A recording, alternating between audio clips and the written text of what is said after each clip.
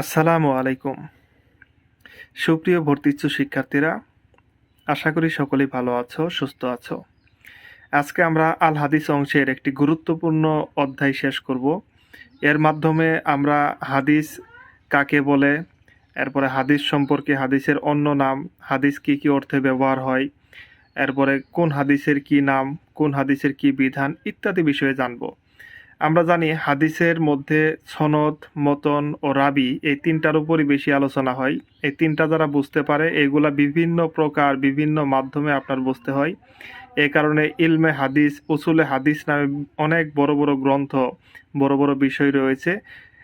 আমি সেগুলো সংক্ষিপ্তভাবে পূর্বের ক্লাসগুলো দিয়েছি। আপনাদের কাছে যদি পূর্বের ক্লাসগুলো, হাদিসের ক্লাসগুলো আসে, অবশ্যই সেগুলো করে নেবেন, যেগুলো গত বছর বা তার আগের বছর আমি নিয়েছিলাম। সেখানে খুবই সাজিয়ে এসব বিষয় আমি উপস্থাপন করেছিলাম। তবে আজকে আমরা প্রশ্নোত্তরের মাধ্যমে, এমসিকিউ এর মাধ্যমে আমরা হাদিস সম্পর্কে গুরুত্বপূর্ণ কিছু তথ্য জানব। তাই আপনারা এই ভিডিওটি মনোযোগ সহকারে দেখুন। হাদিস কোন ধরনের ওহী? আমরা এর আগেও বলেছিলাম হাদিস হলো ওহিয়ে গৈরে মাতলু। হাদিস আমরা পড়ি না বা পাঠ করি না, তেলাওয়াত করি না, কিন্তু কোরআন আমরা কি করি? মাতলু, যেটা পঠিতব্য, যেটা আমরা পড়ি। কোরআনে লা ইয়াজুজুস সালাতা ইল্লা বিফাতিহাতিল কিতাব, যে সূরা ফাতিহা ছাড়া তো নামাজই হবে না। তাই পবিত্র কোরআন সূরা ফাতিহাই পড়ি, এমনি তেলাওয়াত করি, কিন্তু হাদিস অপঠিতব্য। তাই আমরা সহজে মনে রাখবো গৈরে মাতলু হলো হাদিস, আর মাতলু হলো কোরআন। তো এটা কোরআনের মধ্যেও আসতে পারে প্রশ্নটা, হাদিসের মধ্যেও আসতে পারে। হাদিস শব্দটি কোন বাব হতে ব্যবহৃত হয়? এটি বাবে তাফিল থেকে ব্যবহৃত হয়। সুন্নাহ না হলে আমরা কোরআন বুঝতাম না, এই উক্তিটি করেছেন লাউলা সুন্নাতা মা ফাহিমনাল কোরআন। এই উক্তিটা করেছিলেন ইমাম আবু হানিফা রহমাতুল্লাহ আলাই। আরবিটা আমি লিখে দিচ্ছি। যদি সুন্নাহ বা হাদিস না থাকতো তাহলে আমরা কোরআন বুঝতে পারতাম না। সুপ্রিয় শিক্ষার্থীরা, যারা এই ক্লাসটি করতেছেন তাদের জন্য একটি ঘোষণা। আপনাদের জন্য একটি গ্রুপ আছে, ডি ইউনিট ইসলামী বিশ্ববিদ্যালয়। গ্রুপে কে কে যুক্ত হয়েছেন জানাবেন। আর সেই গ্রুপে আমি কিছু এমসিকিউ দেই, আপডেটগুলো দেই ফেসবুক পেজ থেকে। তো আপনারা সেখানে যুক্ত হলে আপনাদের সাথে কমিউনিকেশনটা খুব দ্রুত করা যাবে। আর সেই সাথে আমার ইউটিউব চ্যানেলে ধর্মতত্ত্ব ভর্তি সহায়িকা নামে একটি প্লেলিস্ট আছে। সেই প্লেলিস্ট ধরে আপনারা ধারাবাহিকভাবে ক্লাসগুলো করতে থাকুন। কারণ এই যে হাদিসের ক্লাসগুলো, এগুলা 10 বছর আগেও যেই কথা আজকেও সেই কথা। সাধারণ জ্ঞান কিন্তু আবার তা না। সাধারণ জ্ঞান নিয়মিত পরিবর্তন হয়। তাই এই ক্লাসগুলো, আগের ক্লাসগুলো অবশ্যই করবেন। সেখানে আমি গুরুত্বপূর্ণ বিষয়গুলো তুলে ধরেছি। আর আমি খুব যেগুলো গুরুত্বপূর্ণ না সেগুলো আমি স্কিপ করে যাই। আগেই প্রশ্ন বিশ্লেষণ করে নেই যে আসলে কোন কোন জায়গা থেকে প্রশ্ন আসে। আমি সেই জায়গা ধরেই পড়ানোর চেষ্টা করি, যাতে আপনাদের মূল্যবান সময় কোনোভাবে নষ্ট না হয়। কোরআন কোন ধরনের ওহী? কোরআন হলো ওহিয়ে মাতলু। একটু আগেই পড়ে আসলাম ওহিয়ে মাতলু। তবে ওহিয়ে মাতলুর আরেক নাম হলো জলি, আর গৈরে মাতলু অপর নাম হলো খফি। তার মানে এখানে যদি আমি শুধু কোরআন কোন ধরনের হই শুধু মাতলু টিক দিয়ে দেই তাহলে কিন্তু এটা ভুল হয়ে যাবে। তাহলে উত্তর হবে কি? খ এবং গ। এই মাতলুর অপর নাম হলো জলি। এখন আমরা আসি হাদিসের অর্থে। এখানে দেখেন ফাল ইয়াতু বি হাদিস মিসলি, মানে এই কোরআনের মতো তোমরা আর একটা কি করো? মিসলিহি, এই কোরআনের মতো আর একটা কোরআন তোমরা তৈরি করে আনো। তার মানে এখানে এই হাদিস মানেই কোরআন বোঝানো হয়েছে। হাদিস মানে বোঝানো হয়েছে আল কোরআন। এরপরে হাল আতাকা হাদিসুল গশিয়া, যে তাদের কাছে কি গশিয়া মানে কিয়ামতের হাদিস সংবাদ পৌঁছেনি? কিয়ামতের কথা কি পৌঁছেনি? তার মানে এখানে হাদিস মানে বোঝানো হয়েছে সংবাদ।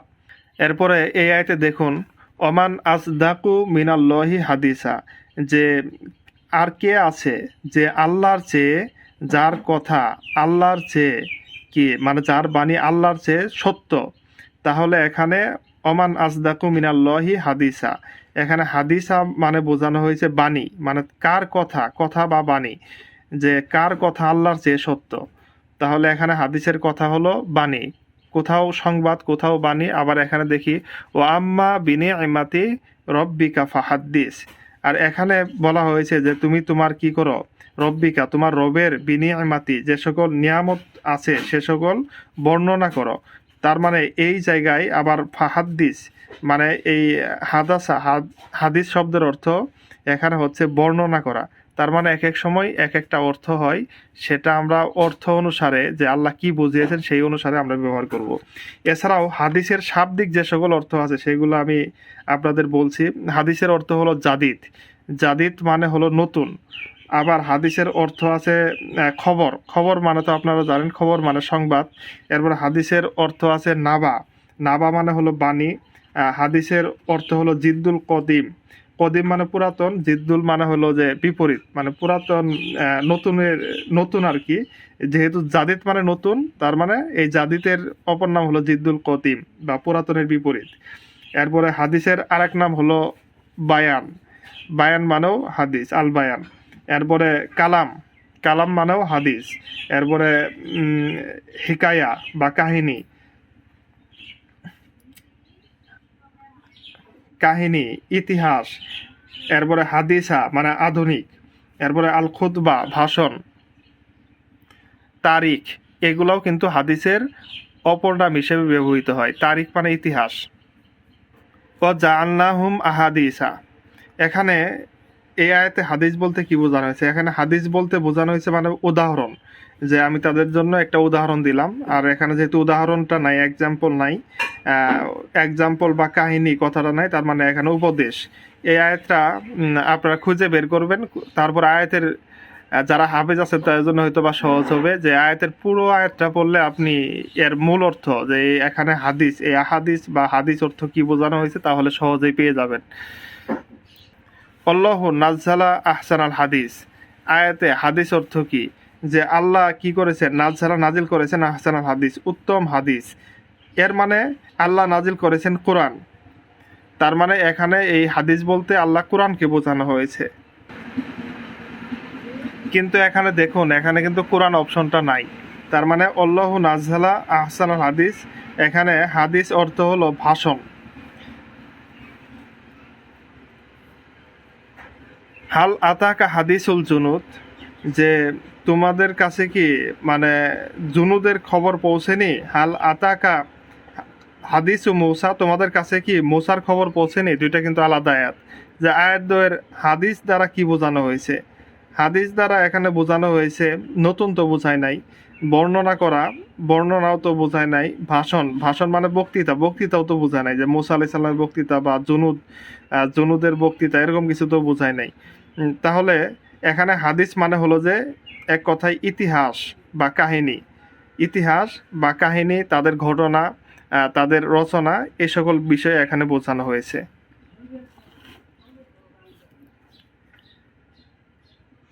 হাদিসের কালেমার মধ্যে শব্দগত ও অর্থগত পরিবর্তনকে বলে এখানে এই যে মাকলুব, তার মানে কি? এই কলব মানে হলো পরিবর্তন করা।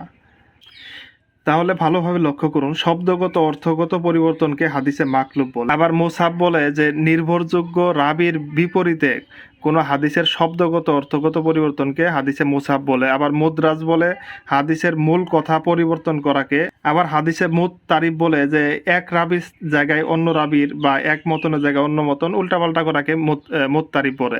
তো এখানে আমরা শব্দগত অর্থগত পরিবর্তনকে হাদিসে মাকলুব বলে, এটা আসার সম্ভাবনা খুবই কম। এরপরে বলে রাখলাম যে এগুলো আরো অনেকগুলা প্রকার আছে, সবগুলো যদি আমি বলি মাথা আওলায় যাবে, তাই আমরা সহজেই ছোট ছোট করে শিখে নিই।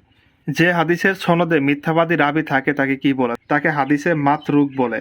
এই মাতরুক হলো যে পরিত্যাজ্য হাদিস, যে এর মধ্যে রাবি মিথ্যাবাদী থাকে, যার কারণে এই হাদিসটা গ্রহণযোগ্য নয়। আবার মুনকার হলো যে রাবি মানে যে হাদিসের বর্ণনাকারী ভ্রান্ত বা অধিক ধারণা পরায়ণ, মানে ধারণা করে বেশি কথা বলছে, সেটাকে মুনকার হাদিস বলে। আবার মুআল্লাল, এই হাদিসের মধ্যে হাসান বা সহি হাদিসের সব গুণই আছে, বাট আপনার কি সমস্যা? কোনো একটা ভ্রান্ত বা কোনো একটা ভুল আছে, যার কারণে এই হাদিসটা মুআল্লাল। আবার সাজ, কোনো নির্ভরযোগ্য রাবির বিপরীতে কোনো হাদিস বর্ণনা করাকে হাদিসের সাজ বলে। তার মানে আমাদের এখানে যে প্রশ্ন আসছে, যে হাদিসের সনদে মিথ্যাবাদী রাবি থাকে তাকে হাদিসে মাতরুক বলে। আমরা যদি বুখারীর রহমাতুল্লাহ আলাইহির হাদিসের একটা ব্যাখ্যা আমরা জানি, যে তিনি এক ব্যক্তির কাছে, এক রাবির কাছে গেলেন কি করতে? হাদিস আনতে।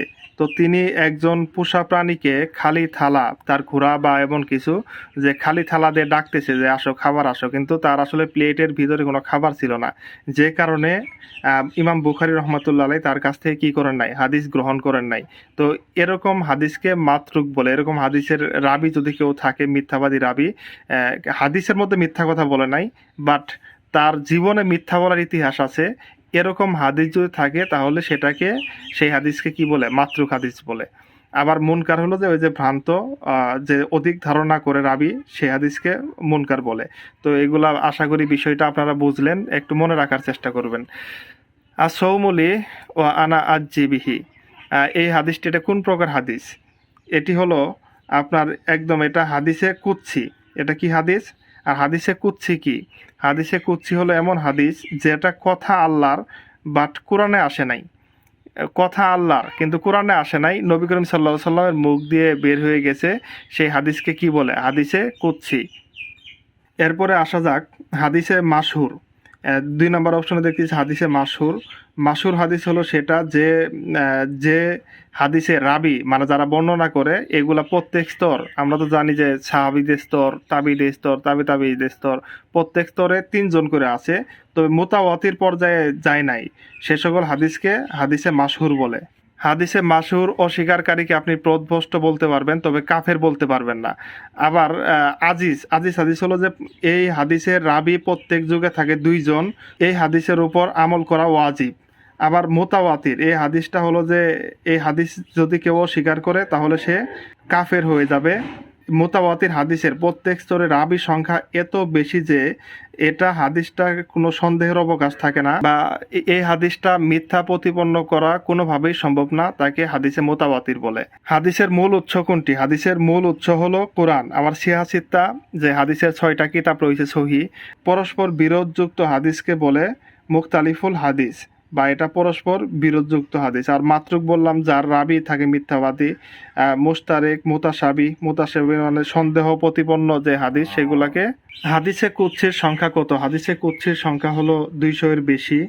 গরিব হাদিস কত প্রকার? গরিব হাদিস কত প্রকার এটা আসার সম্ভাবনা নাই। ২ প্রকার। তবে গরিব হাদিস বলে যার প্রত্যেক যুগে রাবি থাকে একজন, তাকে গরিব হাদিস বলে। এটা যদি সহিহ হাদিসের বিপরীতে না যায় তাহলে কি হবে? এই হাদিসের উপর আমল করা ওয়াজিব। যেমন ইন্নামাল আমালু বিন্নিয়াত, এই হাদিসটি কিসের? এটা হলো গরিব হাদিস,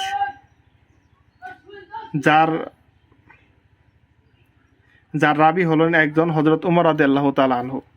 হাদিসের সনদ ও মতন রদবদল করাকে তখন বললাম হাদিসে মাকলুব বলে। হাদিসে মুসাব, মুনকার, মুত্তারিব, এটা একটু আগে আমরা পড়ে আসলাম। মুআল্লাল হাদিস কত প্রকার?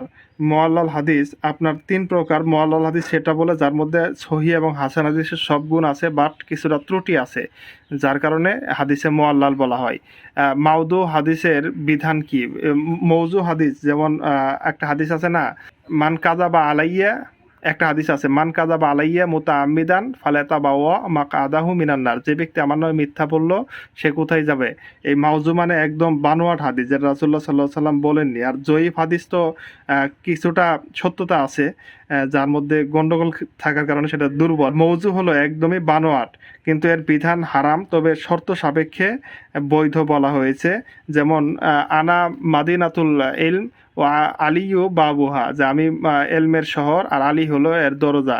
এই হাদিসটি মৌজু হাদিস, রাসূলুল্লাহ সাল্লাল্লাহু আলাইহি সাল্লামের নামে বলা হয়। এরপরও আরেকটা মৌজু হাদিস আছে যে জ্ঞান অর্জনের জন্য চীন হলেও যাও, এটাও মৌজু হাদিসের মধ্যে পড়ে।